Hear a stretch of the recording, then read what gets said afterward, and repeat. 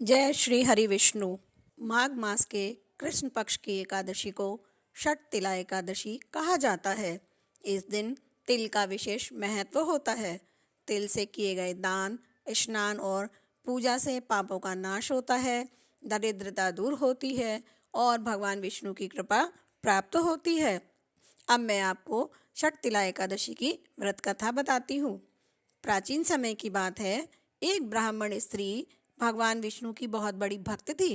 वह नियमित रूप से व्रत और पूजा करती थी, लेकिन दान नहीं करती थी। एक दिन भगवान विष्णु उसके सामने प्रकट हुए और उसकी भक्ति से प्रसन्न होकर वर मांगने को कहा। स्त्री ने धन संपत्ति मांगी।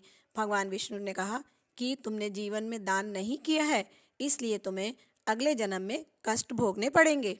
जब स्त्री को यह पता चला तो उसने प्रायश्चित का उपाय पूछा। उसने कहा, भगवान मुझे ऐसा उपाय बताएं जिससे कि मैं इस संकट से मुक्ति पा सकूं। तब भगवान विष्णु ने कहा, तुम माघ कृष्ण पक्ष की षट तिला एकादशी का व्रत करो और तिल का दान करो। इससे तुम्हारे सभी दोष नष्ट हो जाएंगे। स्त्री ने विधि विधान से षट तिला एकादशी का व्रत किया, तिल का दान किया और भगवान विष्णु की पूजा की। इससे उसके सारे पाप नष्ट हो गए और उसे वैभव व मोक्ष की प्राप्ति हुई।